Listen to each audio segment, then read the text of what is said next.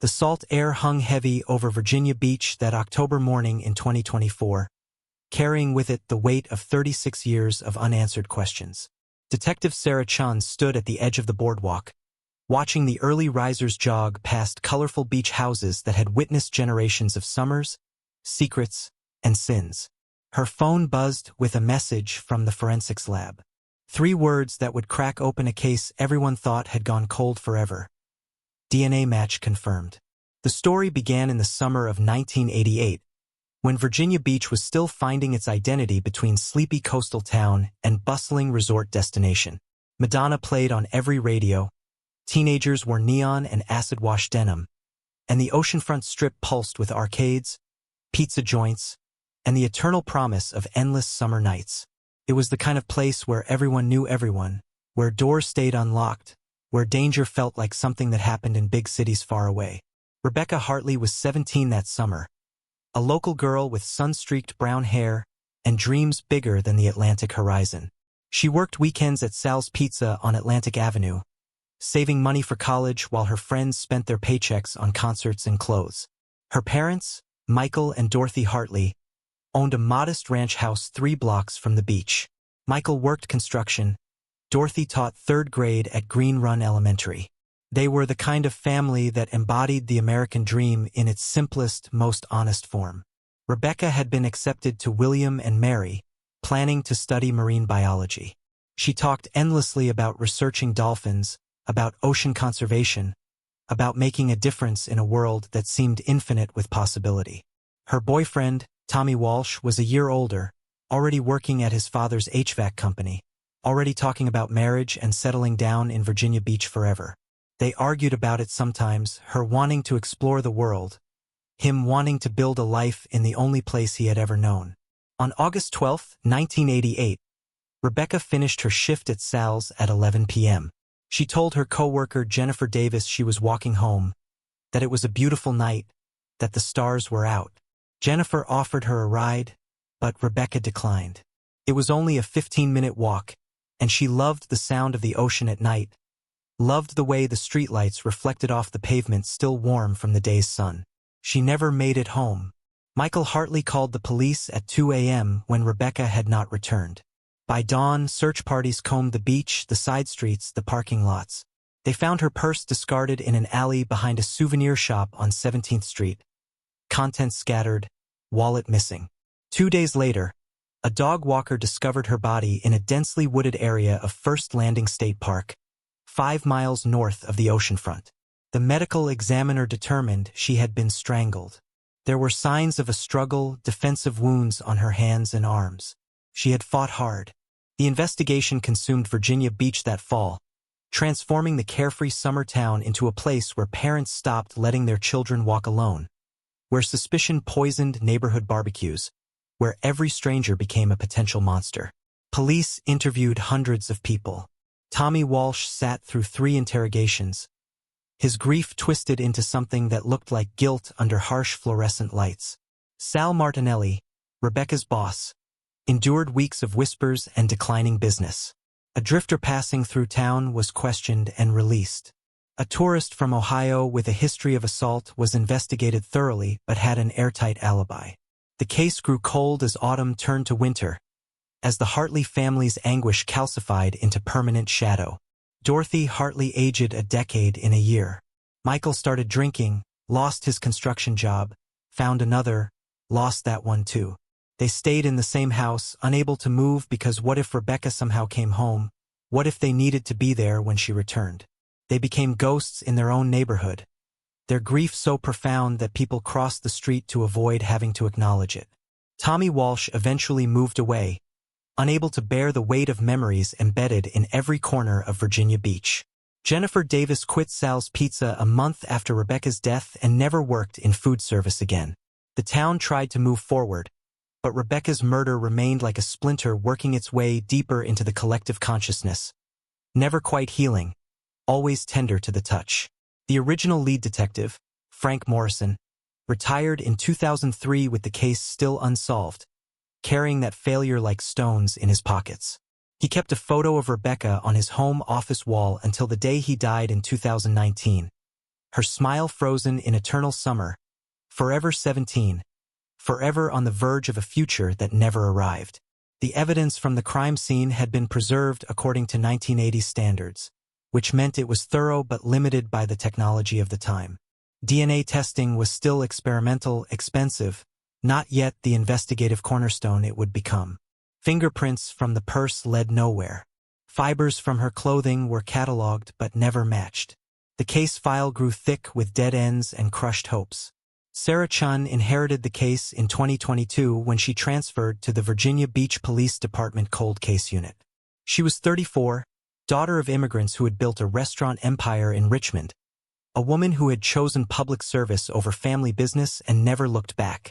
She had a reputation for obsessive attention to detail, for seeing patterns others missed, for refusing to let the dead be forgotten. She spent months reviewing the Hartley file, reconstructing the investigation timeline, tracking down witnesses who had scattered across decades. Some had died. Others had moved to different states, different lives. Jennifer Davis was now Jennifer Coleman, married with 3 kids in Chapel Hill, North Carolina, still carrying guilt about not insisting Rebecca take that ride home. Tommy Walsh had remarried twice, working construction in Atlanta, never quite able to commit to staying in one place.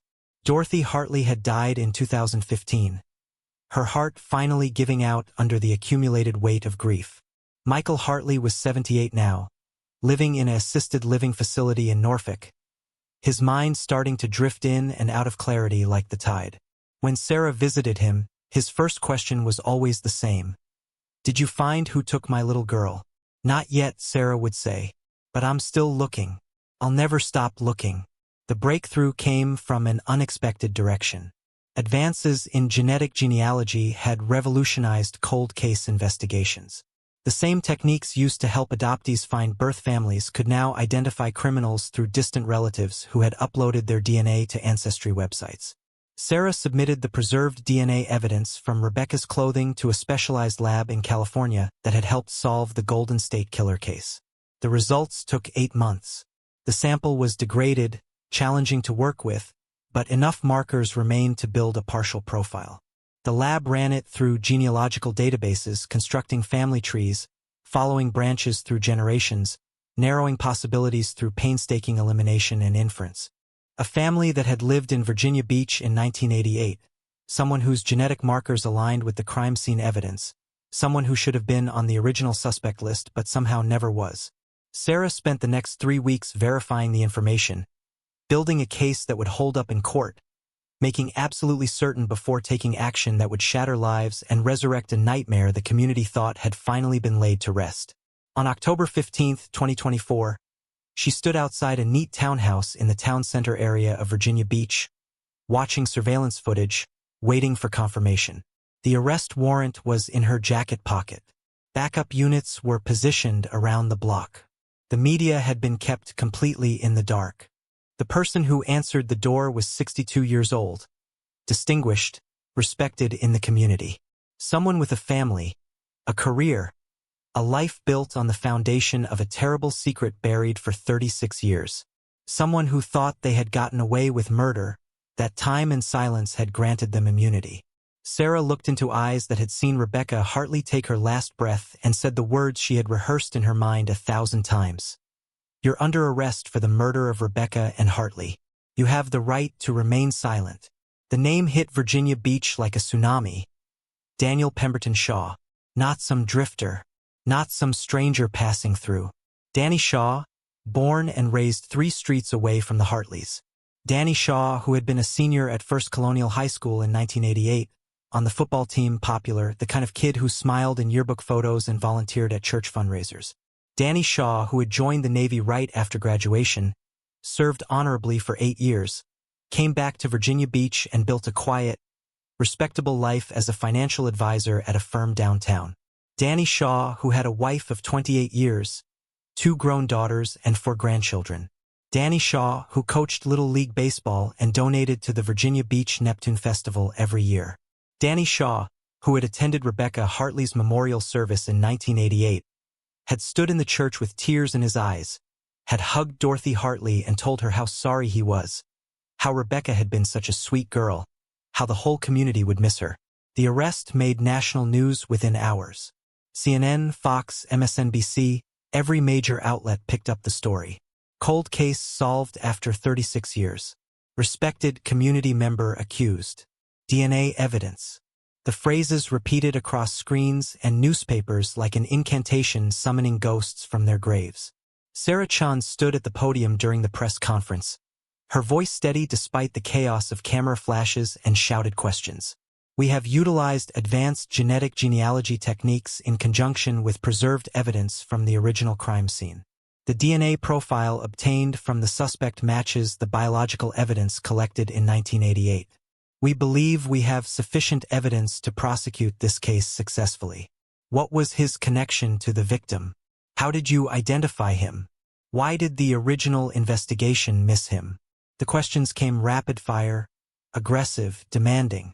Sarah deflected what she could not answer, promised transparency as the case proceeded, emphasized respect for both the victim's family and the judicial process. But the real story was unfolding away from the cameras, in living rooms and coffee shops across Virginia Beach, in the explosive collision of past and present, memory and reality, innocence and guilt.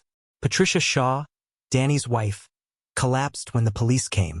She had been married to this man for 28 years. 28 years of breakfast conversations and vacation planning, of raising daughters together, of building what she thought was a solid, honest life. She had known Danny since 1990, met him at a church singles event, been charmed by his quiet kindness, his stability, his gentle humor. He had never been violent, never even raised his voice in anger. He helped elderly neighbors with yard work. He remembered birthdays. He cried at their daughters' weddings. This could not be the same person who strangled a 17-year-old girl and left her body in the woods. Their daughters, Amanda and Kayla, both in their late 20s, were blindsided. Amanda worked as a pediatric nurse in Norfolk. Kayla taught high school English in Chesapeake. They had grown up with a father who came to every school play, every parent-teacher conference, who taught them to ride bikes and drive cars and stand up for themselves. The man being led away in handcuffs on television bore their father's face but seemed like a complete stranger. The community fractured along invisible fault lines. Some people insisted there must be a mistake, that DNA could be wrong, that Danny Shaw was being framed or confused with someone else. Others remembered small things they had ignored at the time, moments that took on sinister new dimensions in retrospect. Danny had known Rebecca, had been in the same social circles despite the year-age difference. He had worked part-time at a convenience store near Sal's Pizza. He would have known her schedule, her route home. Jennifer Coleman saw the news on her laptop in Chapel Hill and had to sit down, her legs suddenly unable to support her weight. She remembered Danny Shaw. Not well, but enough. He had come into Sal's Pizza sometimes that summer, always friendly, always leaving decent tips. Had he been watching Rebecca? Had she, Jennifer, somehow failed to notice something crucial? Some warning sign that might have saved her friend's life? Tommy Walsh, watching from his apartment in Atlanta, felt something crack open inside his chest. For 36 years, some people had looked at him with suspicion, wondering if maybe the boyfriend had done it, if maybe his grief had been performance. For 36 years, he had carried that weight alongside his actual grief, the accusatory glances, the whispered speculation. And all along it had been Danny Shaw, someone who had shaken his hand at Rebecca's memorial service. Someone who had told him, "I can't imagine what you're going through, man. Stay strong." The rage that filled Tommy was so pure, so absolute, that for a moment he understood how people committed murder. He understood the desire to drive 12 hours to Virginia Beach and find Danny Shaw and make him suffer the way Rebecca had suffered, the way Rebecca's parents had suffered, the way Tommy himself had suffered for more than half his lifetime. Michael Hartley heard the news from a social worker at the assisted living facility. His mind was cloudy that day, struggling to separate 1988 from 2024. But when she said they had arrested someone for Rebecca's murder, clarity descended like a spotlight. "Who?" he asked. When she told him, he stared out the window at the parking lot for a long time, trying to remember if he had known anyone named Danny Shaw, trying to reconstruct a world where his daughter's killer had a name and a face, where justice might finally arrive 36 years too late. He cried, but he was not sure if it was from relief or from the renewed agony of loss, the wound torn open again after decades of scar tissue. The Virginia Beach community that had rallied together in 1988 to search for Rebecca, that had held candlelight vigils and demanded answers, found itself divided now. Some wanted Danny Shaw's life destroyed as thoroughly as he had destroyed Rebecca's. Others, particularly those who had known him in recent years, struggled to reconcile the helpful neighbor with the accused murderer, their cognitive dissonance creating elaborate theories about mistaken identity, contaminated evidence, conspiracy. Sarah Chun worked 18-hour days building the prosecution case, anticipating every possible defense strategy. The DNA evidence was solid, but defense attorneys would attack the chain of custody, the degradation of the sample, the statistical probability of a match. She needed more. She went back through Danny Shaw's life with microscopic precision. He had been 18 in August 1988, graduated from high school that June. His yearbook photo showed a handsome kid with feathered hair and a confident smile. He played defensive end on the football team, not a star but competent. His grades were average. He had been accepted to Old Dominion University but chose the Navy instead, leaving for boot camp in September 1988, just 1 month after Rebecca's murder. Sarah obtained his Navy records. Exemplary service, honorable discharge in 1996. No disciplinary issues, no red flags. He had come back to Virginia Beach, attended community college on the GI Bill, got his finance degree, built his career slowly and steadily. He married Patricia in 1996, had Amanda in 1997, Kayla in 1999. He had season tickets to the Virginia Beach Neptunes baseball team. He played golf on Sundays. He was aggressively, determinately normal. But Sarah knew that killers often were. They did not wear signs. They did not look like monsters. They looked like neighbors and coworkers and soccer dads. And that was precisely what made them so dangerous, so successful at hiding in plain sight. She tracked down Danny's high school friends, people who had not thought about him in decades. Most remembered him as quiet, likable, nothing special. One former girlfriend, Melissa Thornton, now Melissa Garcia living in Phoenix, had a different memory. She had dated Danny briefly in the spring of 1988. He had been possessive, she said, uncomfortable with her talking to other guys, always needing to know where she was. When she broke up with him in May, he had shown up at her house repeatedly, sitting in his car outside, watching. It scared her enough that her father had threatened to call the police. Danny had finally stopped, but Melissa had avoided him for the rest of senior year. This was significant. It established a pattern of obsessive behavior, of not handling rejection well, of crossing boundaries. Sarah documented everything meticulously. The preliminary hearing was scheduled for November. Danny Shaw sat in jail, denied bail due to flight risk and the severity of the charges. His attorney, Marcus Caldwell, was one of the best criminal defense lawyers in Virginia, expensive and ruthless. The Shaw family was liquidating assets to pay his fees, Patricia having taken a second mortgage on the house, Amanda and Kayla pooling their savings. The breakthrough came from an unexpected source. Rebecca Hartley's own words, preserved in a diary her mother had kept locked away for 36 years, too painful to read, too precious to discard. Sarah Chun learned about the diary from Rebecca's cousin, Linda Hartley Morrison, who had been going through family documents after Michael Hartley signed power of attorney to her. Linda found the diary in a safety deposit box along with Rebecca's birth certificate, high school diploma, and the acceptance letter from William and Mary that would never be fulfilled. The diary was a small leather-bound book with a brass clasp, the pages filled with Rebecca's looping teenage handwriting. Purple ink faded to lavender in places. Linda called Sarah immediately. "I think you need to see this. There's something about a guy who wouldn't leave her alone."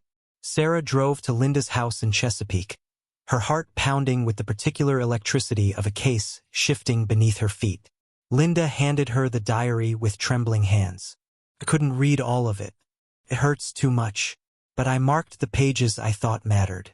Sarah sat at Linda's kitchen table and read. Most entries were typical teenage observations. Complaints about work, excitement about college, arguments with Tommy about their future, descriptions of beach days with friends. But scattered throughout the summer of 1988 were references to someone Rebecca called the Creeper. June 3, 1988. The Creeper came into Sal's again tonight. He always orders a Coke and sits in the corner booth, just staring. It makes my skin crawl. Jennifer says I'm being paranoid, that he's just a customer, but there's something wrong about the way he watches me. June 17, 1988. Saw the Creeper at the beach today.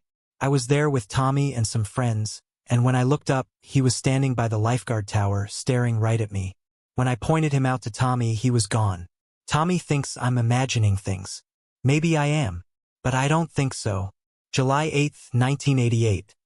The Creeper followed me home from work tonight. I'm sure of it. I kept seeing the same car behind me, driving slow. I walked faster, took a different route through the neighborhood. My heart was pounding so hard I thought I would pass out.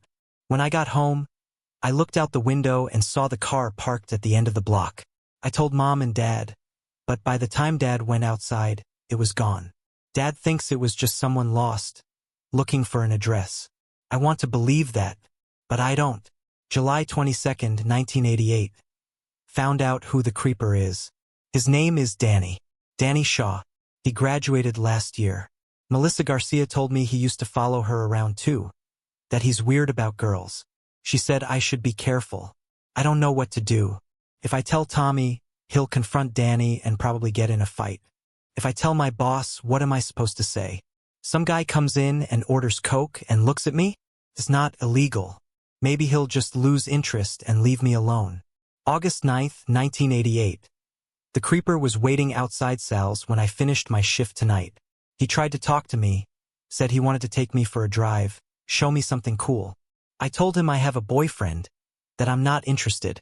He got this look on his face, like anger mixed with hurt. He said Tommy doesn't appreciate me like he could, that I'm making a mistake.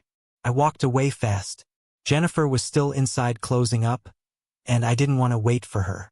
I just wanted to get away from him. I'm scared. I don't know why, but I'm really scared. That was 3 days before Rebecca disappeared. 3 days before Danny Shaw strangled the life out of her on a warm August night while the ocean whispered nearby, indifferent to human horror. Sarah read the entries 3 times, photographed every page, logged the diary into evidence with chain of custody documentation so meticulous it could withstand any legal challenge. This was it. This was the narrative that connected DNA evidence to motive, that transformed scientific data into human story, that would help a jury understand not just that Danny Shaw killed Rebecca Hartley, but why. The preliminary hearing became a media spectacle. Court TV sent cameras. Podcasters descended on Virginia Beach like seagulls on scattered bread. The case had everything. A decades-old mystery, advanced forensic science, a respected community member revealed as a monster, and now, Marcus Caldwell fought hard to keep the diary excluded from evidence, arguing it was hearsay, that Rebecca never explicitly named Danny Shaw as a threat, that teenage anxiety about a customer did not constitute proof of murder. But the prosecution countered that the diary established a pattern of stalking behavior that corroborated Melissa Garcia's testimony and provided crucial context for the DNA evidence. Judge Helen Martinez, a sharp-eyed woman in her 50s who had been a prosecutor before ascending to the bench, reviewed the diary entries carefully. After 2 days of legal arguments, she ruled that portions of the diary would be admissible, particularly entries that documented Rebecca's fear and Danny Shaw's escalating contact with her. The ruling sent Danny Shaw's defense into crisis mode. Caldwell huddled with his client in the courthouse conference room, speaking in urgent whispers. Patricia Shaw sat in the gallery, her face carved from stone, her daughters on either side of her, all 3 women trying to understand how their lives had become this nightmare. If you're following this case, if you're invested in seeing justice finally served for Rebecca Hartley after all these years, this is just the beginning of the story. The truth has waited 36 years to come out, and what happens next will change everything for everyone involved. Sarah Chun held a press conference on the courthouse steps after the hearing. The diary entries provided critical insight into the victim's state of mind in the days leading up to her murder. Combined with the DNA evidence and witness testimony, we believe we have a compelling case that will bring justice for Rebecca Hartley and her family. A reporter shouted from the crowd, Does Danny Shaw have any explanation for why his DNA was on the victim's clothing? Sarah's expression remained neutral. You'll have to direct questions about the defense strategy to Mr. Shaw's attorney. I can only speak to the evidence we've gathered and the case we're building. But everyone knew the implications. There were limited innocent explanations for why Danny Shaw's DNA would be on Rebecca Hartley's clothing, particularly in the context of her diary entries documenting his stalking behavior, particularly given the location and condition of her body, particularly considering he had never mentioned knowing her well enough to have physical contact with her. The case against Danny Shaw was becoming ironclad. The community's shock began curdling into rage. Someone spray-painted murderer across the front of the Shaw townhouse. Patricia had to disconnect the home phone because of threatening calls. Amanda and Kayla both took leaves of absence from their jobs, unable to function under the weight of public scrutiny and private anguish. Tommy Walsh made the decision to return to Virginia Beach for the trial. He had not been back in 15 years, had sworn he would never set foot in the place that held so many painful memories. But Rebecca deserved to have someone there for her. Someone who had loved her when she was alive. Someone who could bear witness to justice finally being served. He contacted Sarah Chun, offered to testify if needed, to provide context about Rebecca's personality, her dreams, her fears in those final weeks. Sarah met with him at a coffee shop in town center, away from the courthouse circus. Tommy was 54 now, his hair graying, his face marked by decades of carrying grief like a second skeleton inside his skin. She talked about wanting to study dolphins, Tommy said, staring into his coffee. She wanted to understand how they communicated, how they formed family bonds. She said dolphins never forgot each other, that they could recognize friends after decades apart. He looked up at Sarah, his eyes wet. I never forgot her either. Not for one single day. Sarah reached across the table and squeezed his hand. She knew. Somehow, I think she knew you never would. Michael Hartley's health deteriorated rapidly after the arrest. The shock of resolution after so many years of limbo seemed to accelerate the decline his body had been fighting. Linda Hartley Morrison visited him daily, updating him on the case, holding his hand, reminding him that his little girl would finally get justice. One lucid afternoon in late October, Michael asked Linda to bring him something from the house, from his bedroom closet. When she returned with the small cardboard box he had described, he opened it with shaking hands. Inside were letters he had written to Rebecca over the years, letters he had never sent because there was nowhere to send them, letters documenting a father's unending love for a daughter stolen from him. The trial began on February 3, 2025, on a cold Monday morning when frost still clung to the courthouse windows and the Atlantic wind cut through downtown Virginia Beach like a blade. The courtroom was packed beyond capacity, with overflow crowds gathering in the hallway, watching proceedings on monitors set up by court administration. Danny Shaw entered wearing a dark gray suit, his hair neatly trimmed, his expression carefully neutral. Patricia Shaw sat directly behind the defense table, Amanda and Kayla flanking her like sentries. Across the aisle, Linda Hartley Morrison sat with Tommy Walsh and a dozen other family members and friends who had loved Rebecca. Michael Hartley was too ill to attend, watching from his bed in the assisted living facility via a laptop Linda had set up for him. The jury selection had taken 3 days. 12 citizens of Virginia Beach plus 4 alternates, people who had been children or not yet born in 1988, who could theoretically approach the case without preconceived notions. The prosecution wanted people who understood the power of science. The defense wanted people who could maintain reasonable doubt in the face of emotion. Prosecutor Ellen Vasquez was 52, a veteran of the Virginia Beach Commonwealth Attorney's Office with a conviction rate that made defense attorneys nervous. She stood to deliver opening statements wearing a navy suit and pearl earrings, her posture radiating controlled intensity. Rebecca Hartley was 17 years old when she died. Vasquez began, her voice clear and strong. She had dreams of studying marine biology, of understanding the ocean she loved. She had a boyfriend she argued with about the future. She had parents who adored her. She had friends who miss her to this day. She had an entire life ahead of her, a life full of possibility and promise. And on August 12, 1988, the defendant, Daniel Pemberton Shaw, took all of that away from her. Vasquez walked the jury through the timeline. Rebecca's last shift at Sal's Pizza. Her walk home along familiar streets. Her body found 2 days later in First Landing State Park, strangled, discarded like garbage among the trees. The initial investigation that went nowhere. The evidence preserved. The decades of grief and unanswered questions. Then she brought them to 2024.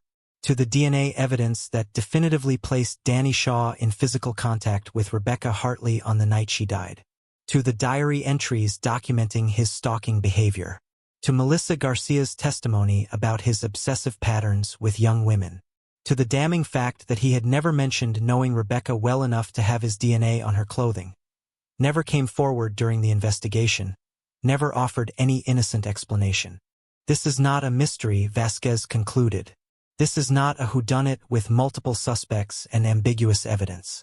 This is a case where science and testimony align to tell us exactly what happened. The defendant stalked Rebecca Hartley. He approached her on her way home from work. When she rejected him, as she had rejected him before, he killed her.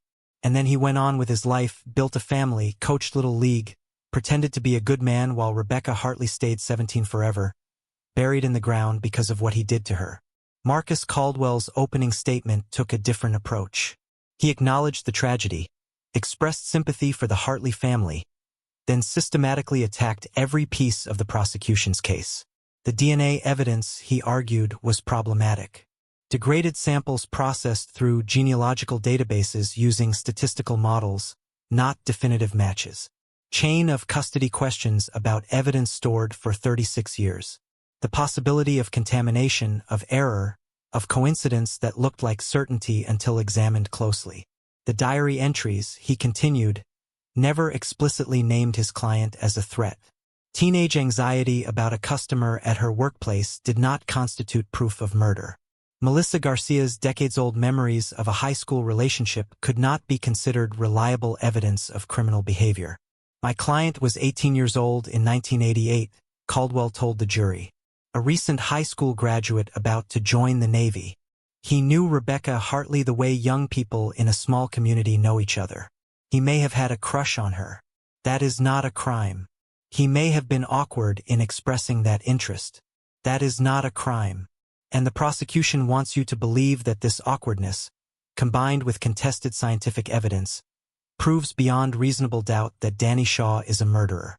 Caldwell painted a picture of a man who had served his country honorably, who had built a good life, who had raised daughters and loved his wife and contributed positively to his community for decades.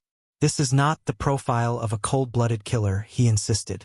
This is a man being destroyed by a rush to judgment, by pressure to solve a cold case, by technology that promises certainty but delivers only probability. The prosecution's case unfolded over 2 weeks.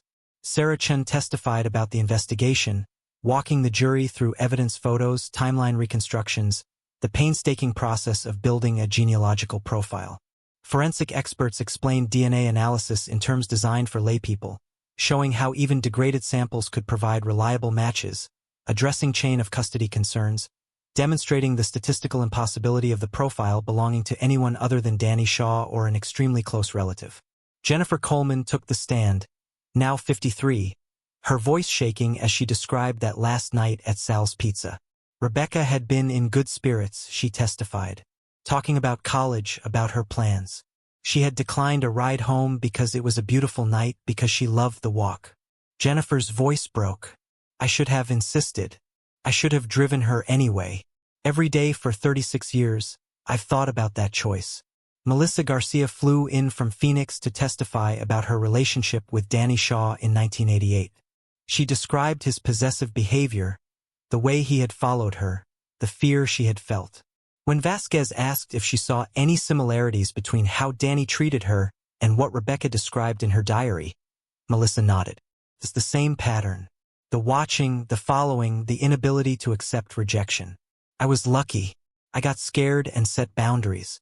Rebecca never got that chance.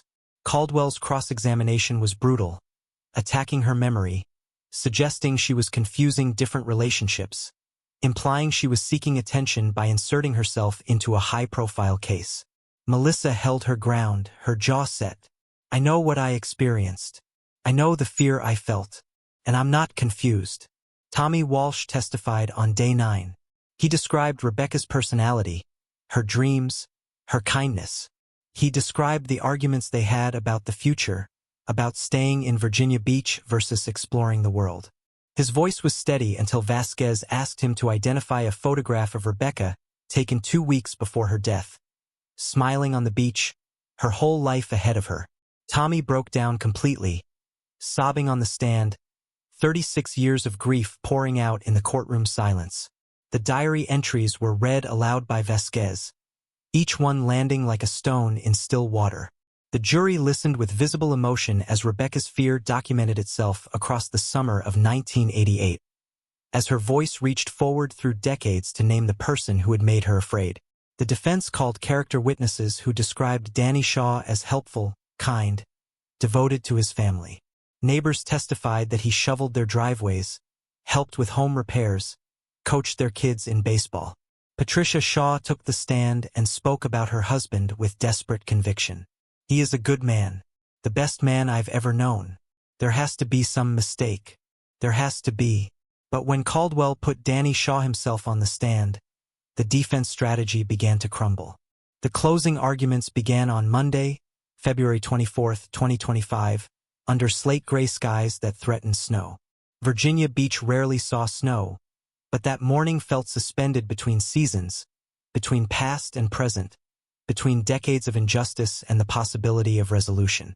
Ellen Vasquez approached the jury box with the weight of 36 years behind her. She spoke without notes, her voice carrying the accumulated grief of everyone who had loved Rebecca Hartley, everyone who had waited for this moment. Rebecca Hartley left Sal's Pizza at 11 p.m. on August 12, 1988. Vasquez began. She was 17 years old. She had her whole life ahead of her. She never made it home. Instead, she encountered Daniel Shaw, a young man who had been watching her, following her, obsessing over her for months. A young man who could not accept that she was not interested in him. And on that warm summer night, when she rejected him for the final time, he killed her.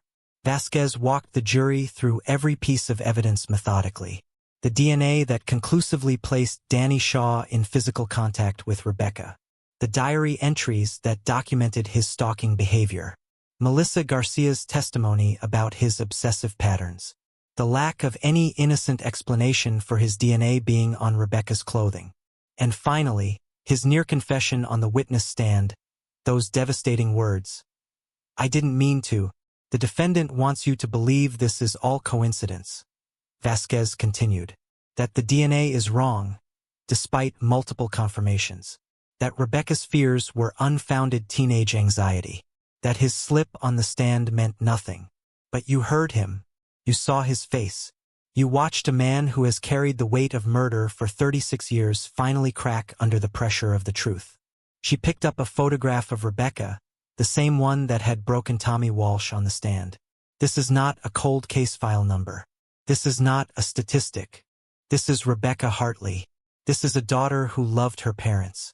A girlfriend who argued about the future because she wanted to explore the world.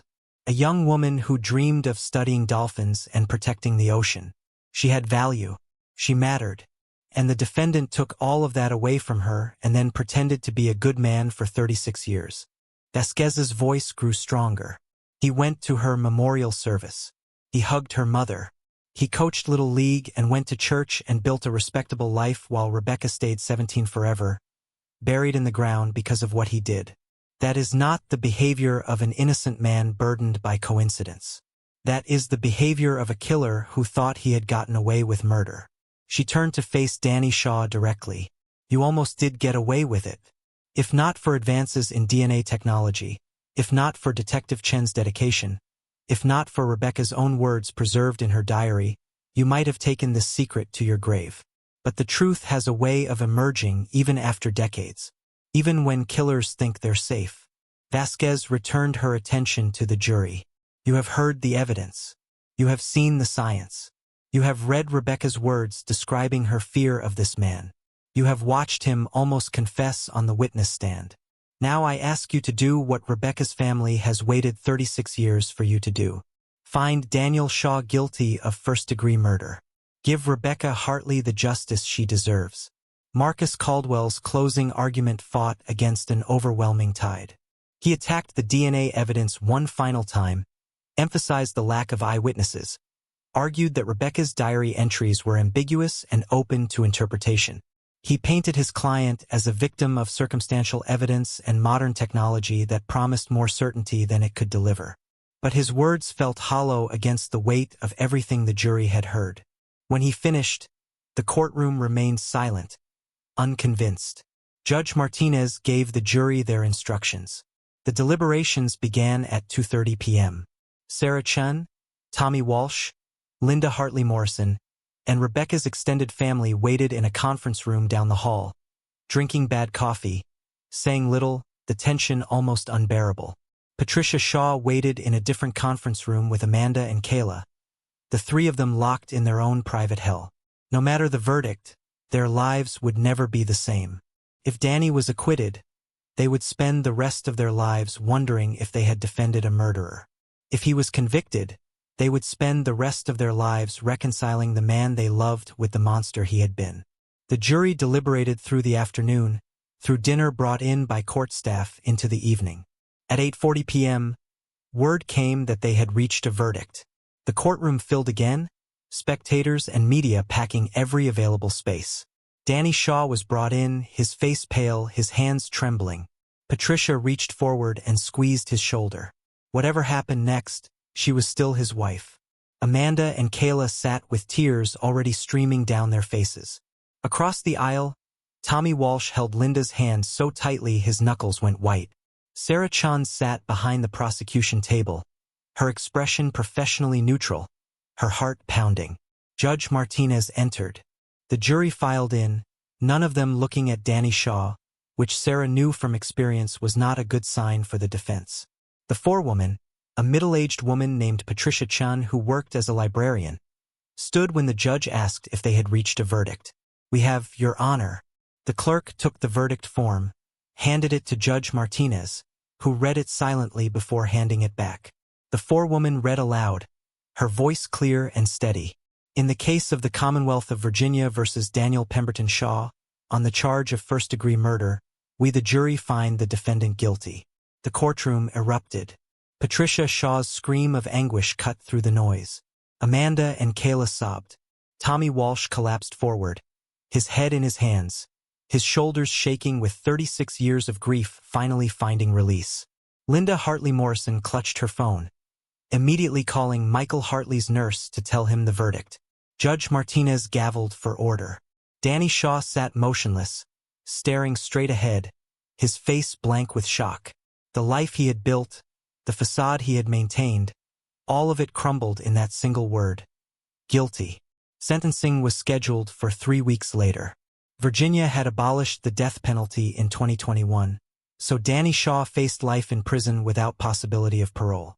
The mandatory sentence for first-degree murder. Sarah Chun stood on the courthouse steps as news crews broadcast the verdict to the world. "Justice has been served for Rebecca Hartley," she said simply. After 36 years, her family finally has answers. Her killer will spend the rest of his life in prison. That won't bring Rebecca back, but it ensures that the person responsible for her death will be held accountable. A reporter asked how it felt to solve such a cold case. Sarah's professional mask slipped for just a moment. Rebecca Hartley deserved so much more than this. She deserved to go to college, to study the ocean she loved, to build a life and a family and grow old. All we could give her was justice. It's not enough, but it's what we had to offer. Tommy Walsh declined to speak to the media, too emotionally overwhelmed. Linda Hartley Morrison read a brief statement on behalf of the family. "Our family has carried the weight of Rebecca's murder for 36 years. We have mourned her, missed her, and fought for answers every single day. Today, we finally received justice. We are grateful to Detective Chun, to the prosecutors, to everyone who never gave up on Rebecca. We hope she is at peace now, knowing that her killer will answer for what he did." Michael Hartley watched the verdict announcement from his bed in Norfolk. When the nurse told him guilty, he closed his eyes and whispered thank you to no one in particular, or perhaps to everyone who had made this moment possible. He asked the nurse to play a song, an old James Taylor tune that Rebecca had loved, that Dorothy used to sing to her when she was small. As the music filled the room, Michael Hartley finally allowed himself to believe that his daughter could rest. 3 years later, autumn 2028. The Virginia Beach boardwalk looked much as it had in 1988. The same stretch of weathered wood and painted railings. The same eternal rhythm of waves meeting shore. But the town had changed in ways both visible and invisible, carrying its history with a different weight now. A story that finally had an ending. Sarah Chun stood at the railing near 17th Street, watching surfers catch late-season waves, the October sun warm on her face. She had been promoted to lieutenant, now oversaw the entire cold case unit for Virginia Beach Police Department. The Hartley case had brought national attention to her work, led to increased funding, allowed her to hire 2 additional detectives. They had solved for more cold cases in the past 3 years, bringing closure to families who had waited decades for answers. But Rebecca Hartley remained special, the case that had changed everything, the investigation that reminded Sarah why she had chosen this work in the first place. She came to this spot once a year, on the anniversary of Rebecca's death, to remember and to reflect. Her phone buzzed with a text from Tommy Walsh. At the cemetery. Wish you could be here. Sarah smiled. I'm there in spirit. Give her my love. Tommy Walsh had finally made peace with Virginia Beach. He had moved back 2 years earlier, bought a small house in the Lynn Haven area, close enough to the ocean to hear it at night, but far enough from the oceanfront to avoid the tourist crowds. He visited Rebecca's grave every week, brought fresh flowers, told her about his life, about the world she had missed. He had reconnected with Jennifer Coleman, who made trips down from Chapel Hill several times a year. They had formed a quiet friendship built on shared memory and mutual understanding. 2 people who had loved Rebecca and carried guilt for her death, even though neither was responsible. Jennifer's visits helped them both heal in ways therapy never quite had. Tommy had also started a foundation in Rebecca's name, the Rebecca Hartley Ocean Conservation Fund, which provided scholarships to young women pursuing marine biology degrees. The first recipient had graduated from William and Mary the previous spring, Rebecca's own dream school, studying the dolphins Rebecca had wanted to understand. At the graduation ceremony, Tommy had wept openly, imagining what Rebecca might have accomplished, who she might have become. Linda Hartley Morrison had become the keeper of Rebecca's memory in ways large and small. She had published Rebecca's diary excerpts, with permission from Michael's estate, in a book about cold cases and victim advocacy. The book had become a bestseller, raising awareness about stalking behaviors, about taking women's fears seriously, about the importance of believing victims when they say they feel unsafe. Proceeds from the book funded a domestic violence shelter in Norfolk and a stalking awareness program taught in Virginia Beach high schools. Rebecca's words, preserved across decades, now helped protect other young women, gave them language for their fear, encouraged them to speak up and seek help. Michael Hartley had died peacefully 6 months after the verdict. His final weeks marked by a serenity that had eluded him for 36 years. At his funeral, Linda read the letter he had written to Rebecca, the one he had asked to be read at her grave. The words spoke of endless love, of pride in the person she had been, of grief that never diminished but transformed into something bearable once justice had been served. He was buried next to Dorothy, and at their feet, a memorial stone for Rebecca bore new words. Beloved daughter, forever 17, never forgotten. Justice served February 24, 2025. Danny Shaw sat in Greensville Correctional Center, serving his life sentence in a medium security unit. He had aged dramatically in 3 years, his hair gone completely white, his face gaunt and hollow. He spent most of his time in the prison library, reading obsessively, avoiding interaction with other inmates who knew exactly what he had done. Patricia Shaw had divorced him 8 months after the conviction. The proceedings had been quick and quiet, Patricia choosing to reclaim her maiden name, to try to build some semblance of a life separate from the man who had destroyed everything. She had moved to Richmond, started therapy, attempted to process 30 years of marriage to someone she had never truly known. Amanda and Kayla had both changed their last names legally, unable to bear carrying their father's identity into the future. Amanda had transferred to a hospital in Charlotte, putting distance between herself and Virginia Beach. Kayla had quit teaching, the scrutiny too intense, the whispers too painful. She now worked for a nonprofit in Atlanta, helping formerly incarcerated people reintegrate into society, trying to find meaning in the wreckage of her family's reputation. They never visited their father in prison. The wound was too deep, the betrayal too complete. The man who had coached their softball teams and attended their dance recitals had also strangled a 17-year-old girl and hidden that truth for 36 years. There was no reconciling those two versions of him, no path toward forgiveness that did not require sacrificing their own sanity. Danny had written them letters, dozens of them, attempting to explain, to apologize, to maintain some connection to the daughters he loved. Amanda burned hers without reading them. Kayla read one, then asked the prison to stop forwarding any others. His words offered nothing that could heal what he had broken. In rare interviews from prison, Danny Shaw expressed remorse. He claimed he had not intended to kill Rebecca, that it had happened in a moment of rage and rejection, that he had been young and stupid and unable to control his anger. He said he thought about her every day, that her face haunted his dreams, that he would spend the rest of his life trying to atone for what he had done. But his remorse came 36 years too late, offered only after DNA evidence, and his own near confession had left him no other option. It rang hollow, self-serving, more about his own guilt than Rebecca's stolen life. The true measure of healing came not from his words but from the ways Rebecca's memory lived on. The scholarship foundation bearing her name had grown to fund 12 students annually.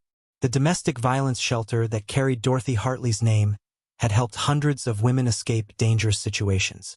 The stalking awareness program taught in schools educated thousands of teenagers about warning signs and safe responses.